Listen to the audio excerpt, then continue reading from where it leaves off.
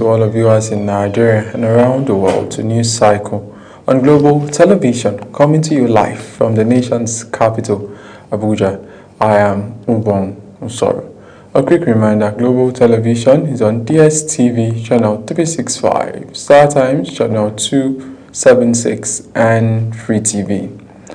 The federal government has stepped up efforts to establish a single national emergency number, with governors and emergency response agencies set for fresh consultations to fast-track the nationwide rollout of 112.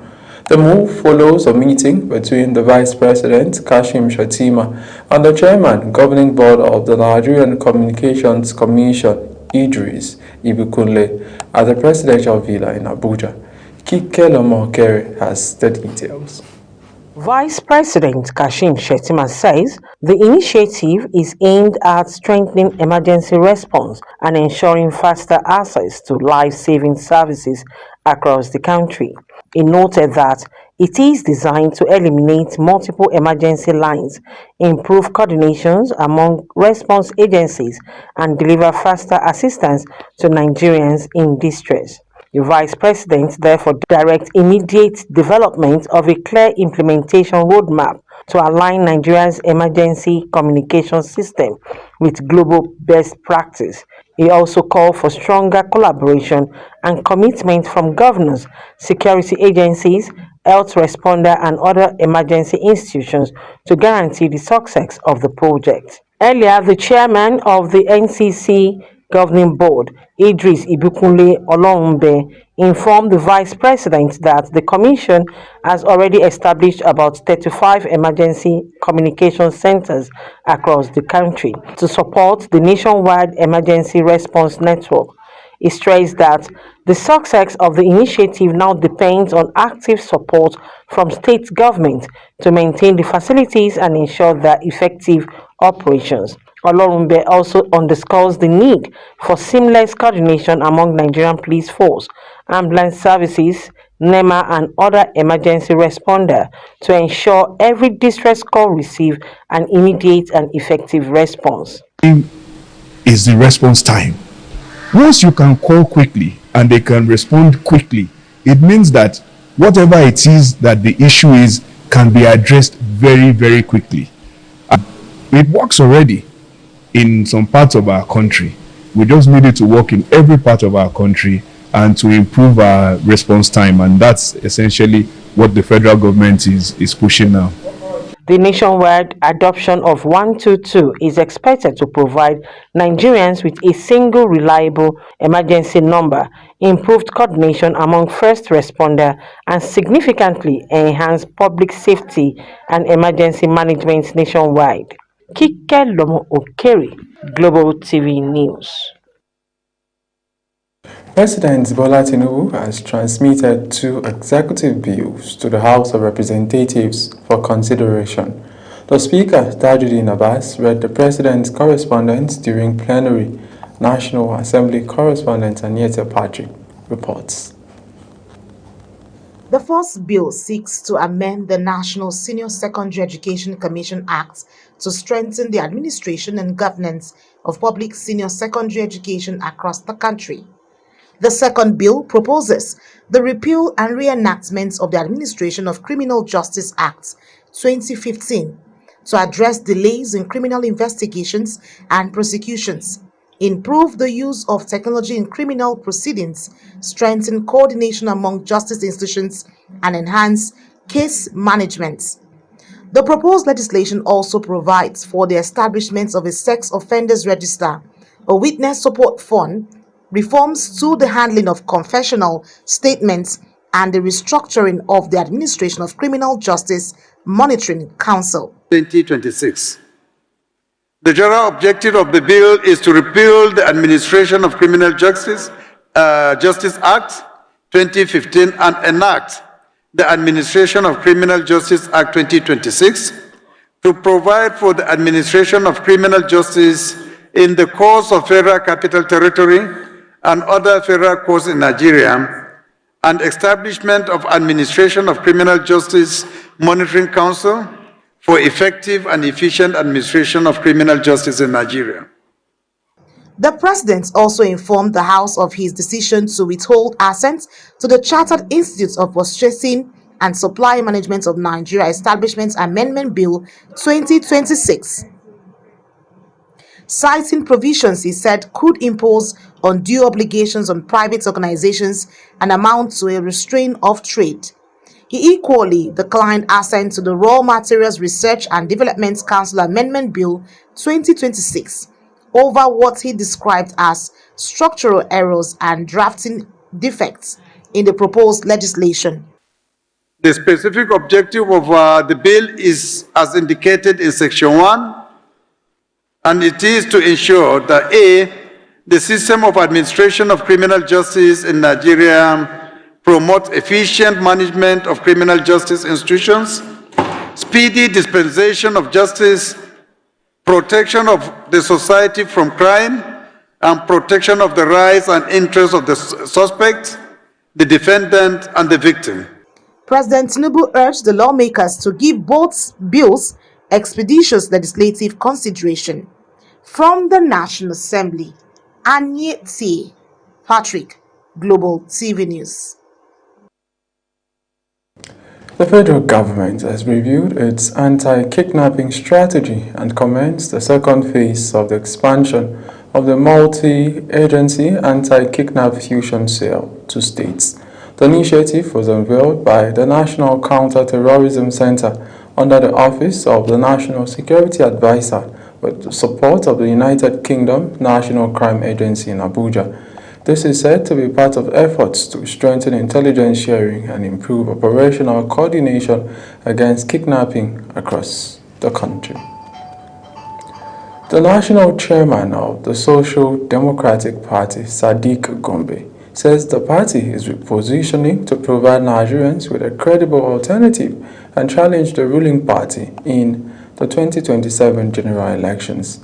He made this known at the party's second National Executive Committee meeting of 2026 in Abuja. A correspondent reports. National Chairman of the Social Democratic Party, Sadiq Gombe, says the party is rebuilding its structures, strengthening internal democracy, and uniting members across the country ahead of the 2027 general elections. He says the party remains focused on providing purposeful leadership and expanding its support base nationwide. Towards deepening our democracy, towards strengthening rule of law and the independence of political parties as enshrined in our constitution, the Electoral Act, and the constitution of the respective political parties, the 22 political parties in Nigeria. National Secretary of the party, Dr. Olu Agunloye, says the introduction of an electronic membership register will enhance transparency, strengthen internal administration, and improve the credibility of the party's membership database. Talking about the structure, we have the structure, we have the donor structure, and I'm proud to tell you that this donor structure at the moment is good, well done, and then actually going to be even be more rejuvenated. In this period of the quarter, we also have the verification exercise, which is a procedure where all of us gather and the INEC come in to check everything that we do. The National Executive Committee ratifies all decisions taken by the National Working Committee between March and July this year, and also approves appointments to fill vacant positions, endorses the harmonized membership register for submission to the Independent National Electoral Commission, and reaffirmed the implementation of the party's 2026 constitution adopted at the Bauchi Convention. It further ratifies statutory meetings of party organs and communication with INEC on notices, nomination, and other parties' resolutions.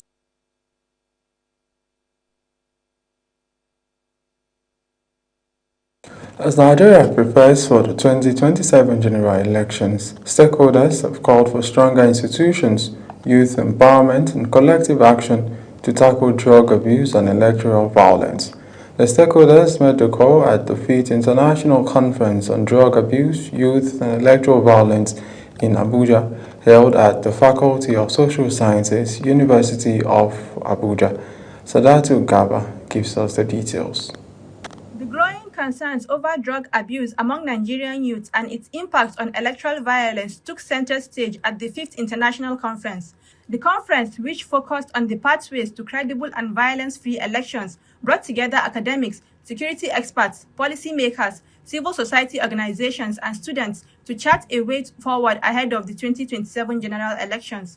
Speaking during the event, the former chairman of the Independent National Electoral Commission, INEC, Professor Attahiru Jega, addressed the persistent challenges of drug abuse and electoral violence in Nigeria. He emphasized that continuous public advocacy, coordinated efforts to reduce criminality, and meaningful electoral reforms are required to improve the integrity of election management.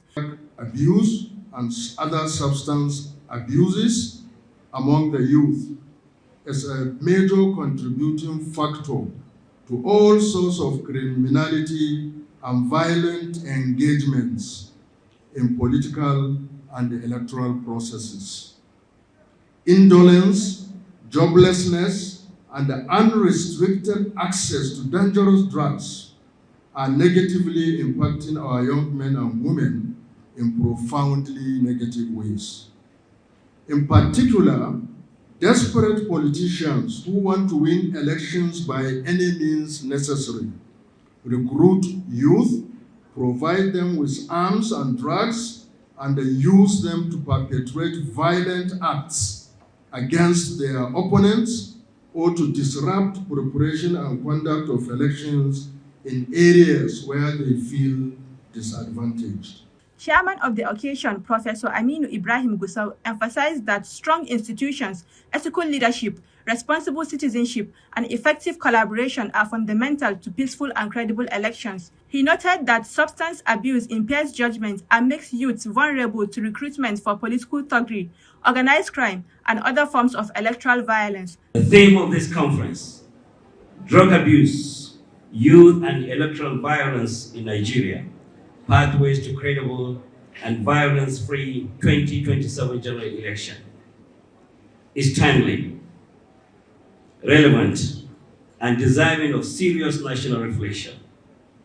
It reminds us that credible elections are not secured merely by electoral laws or technology.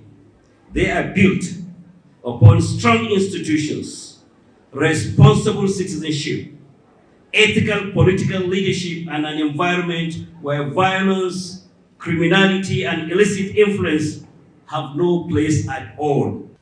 The Dean of Faculty of Social Sciences, University of Abuja, Mutliullah Olasupo, emphasized the need for intellectuals to empower the youths with knowledge of drug abuse for development progress. He cautioned youths against being used as instruments for electoral violence by political actors at the upcoming 2027 general elections. Our message to the youth is to dissuade from all sorts of drug abuse, drug substance, that can destroy their life and destroy the society. As the preparation for 2027 general election continues, tackling drug abuse, strengthening institutions, and investing in Nigeria's youth remains the key to safeguarding Nigeria's democracy. Saadatu Garba, Global TV News.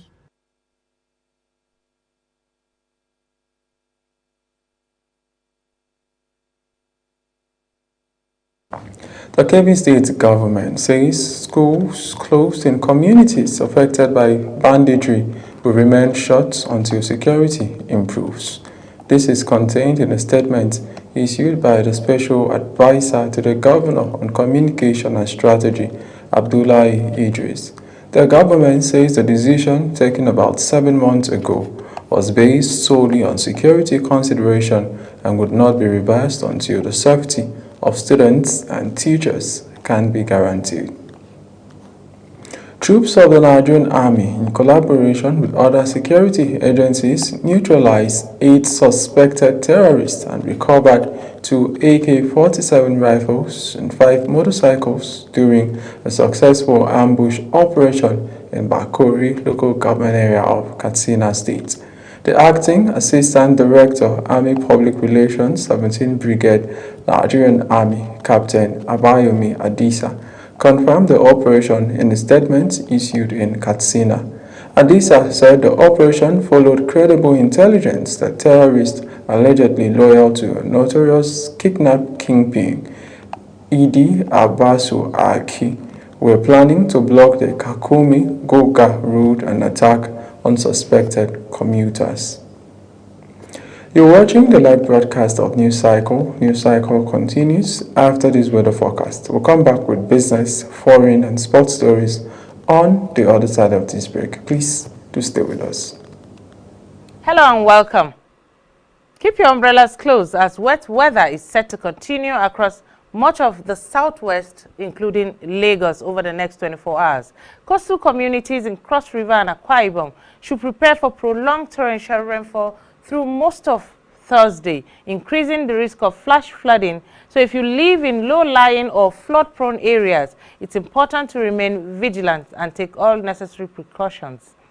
Rainfall totals over the past 24 hours have been remarkable, with Ado Ekiti recording as much as 100 millimeters and Bauchi receiving 95 millimeters of rainfall. Elsewhere, morning thunderstorms and rains are expected across much of Taraba, Adamawa, Gombe, Bauchi, and Kaduna. These storms will gradually extend southwards to affect the Federal Capital Territory, Nasarawa, Plateau, and parts of Kaduna later in the day. By late afternoon and into evening, thunderstorms will become more active across much of the north and central Nigeria, with some areas likely to experience intense downpours and gusty winds. And that's your weather update. Stay informed, stay safe, and thank you for watching.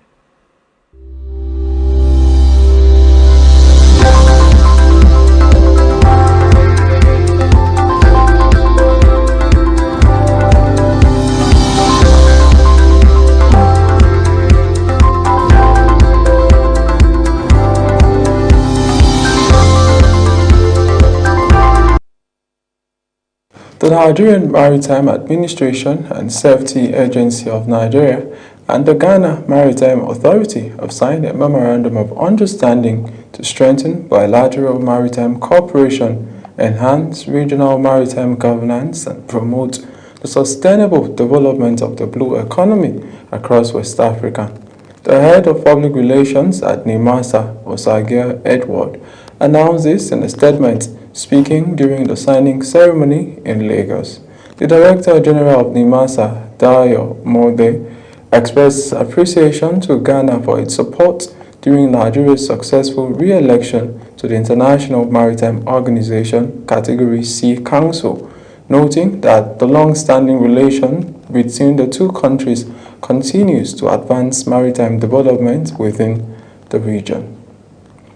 The Nigerian Communications Commission and relevant stakeholders have commenced moves to end the repeated excavation of roads for fiber optic deployment by developing a cost-based pricing framework for sharing underground telecom dust under the federal government's DIG-1's policy. The initiative, unveiled at the second Stakeholders Forum in Abuja, is expected to lower broadband deployment costs, promote infrastructure sharing, and accelerate fiber rollouts nationwide. The DIG-1's policy seeks to ensure that telecommunications ducts are installed whenever roads are constructed or rehabilitated, allowing multiple operators to deploy fibers through existing underground infrastructure instead of repeatedly excavating roads. We go to the foreign scene. Zimbabwe's opposition is strengthening legal action after President Emmerson Mnangagwa signed constitutional amendments extending his tenure and ending direct presidential elections. While the government says the reforms will promote political stability, critics argue that it will weaken democratic governance. Global Television Mukhtar Kasim brings us the report. President Emmerson Mnangagwa has signed into law constitutional amendment extending presidential and parliamentary terms from 5 to 7 years and replacing direct presidential elections with a parliamentary appointment process. The reforms will keep Mnangagwa in office until 2030. Government officials say the changes are designed to promote political stability and ensure continuity in implementing long-term development programs. In Harare, residents reacted to the constitutional changes as opposition figures questioned both the legality of the process and the implication for Zimbabwe's democracy. The bill is no longer a bill, it is part of our law. But that doesn't necessarily mean that it is lawful or that it can't be challenged. It can be challenged. And one of the many grounds on which that it will be challenged is that the process by which the Constitution was amended was not done lawfully. Opposition leaders have vowed to challenge the amendments in court, insisting such far-reaching constitutional changes should have been subjected to a national referendum. The constitutional reforms are among Zimbabwe's most significant political changes in decades and are expected to remain at the center of legal and political debate in the months ahead. Mukhtar Kasim, Global TV News. Russia has reaffirmed its commitment to deepening military cooperation with the Alliance for the Sahel States as the nation strengthens ties with the military-led government of Burkina Faso, Mali, and Niger amid shifting geopolitical alliances in West Africa. Russia's Foreign Minister Sergei Lavrov made this known while he met with counterparts from Burkina Faso, Mali, and Niger in the Nigerian capital, Niamey, for the second round of high-level consultations between Russia and the Alliance for Sahel States, known as AES. Again, Mukhtar Kasim brings us a report. The meeting builds on discussions held in Moscow last year and reflects growing cooperation between Russia and the three Sahel nations, whose military governments have increasingly distanced themselves from Western allies and forged closer relations with Moscow. Following the talks, Russia and the alliance issued a joint statement reaffirming Moscow's commitment to strengthening the operational capabilities of the armed forces of Burkina Faso, Mali, and Niger as they continue to confront armed insurgencies and cross-border security threats. The three countries have faced years of violence linked to extremist groups operating across the Sahel, with thousands killed and millions displaced despite years of international military intervention. And since taking power through separate military coups between 2020 and 2023, the governments of Burkina Faso, Mali, and Niger have ended defense cooperation with France, withdrawn from the Economic Community of West African States, ECOWAS, and established the Alliance of Sahel States as a new regional security bloc. Russia has steadily expanded its presence in the region through military cooperation, security assistance, and the deployment of personnel from Africa Corps, while also pursuing broader partnership in mining, energy, and infrastructure development.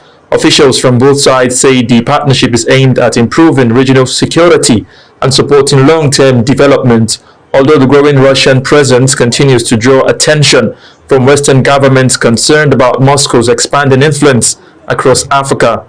The latest meeting in Niamey highlights the strategic importance both Russia and the Alliance of Sahel States now place on their partnership as they seek to reshape security and diplomatic cooperation in the region. Mukhtar Kasim, Global TV News. Now let's get to sports. The Golden Eaglets have suffered a second consecutive defeat at the Four Nation Invitational Tournament in China after failing 4-2 to Australia in an entertaining encounter. The Eaglets are undergoing a rebuilding process after missing out on 2 consecutive editions of the Under-17 African Cup of Nations and the FIFA Under-17 World Cup. However, the 5-time FIFA Under-17 World Cup champions remains rooted up to the bottom of the standings after conceding 7 goals and scored 4 in their opening 2 matches of the competition.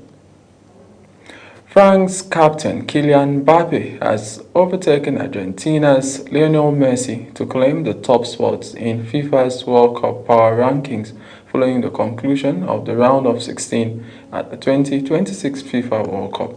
The updated rankings released by FIFA places Mbappe first with an attacking score of 8.71 ahead of Messi, who dropped to second with 8.45. Norway striker Erling Haaland is ranked third with a score of 8.04, while England's captain Harry Kane occupies fourth position with 7.41. That's it on News Cycle. Here is a reminder: Global Television is on DSTV channel 365, StarTimes channel 276, and Free TV. Kindly follow us across all social media platforms now on your screen, or please use at Global TVNG. I am Ubong Osoro. Many thanks for watching.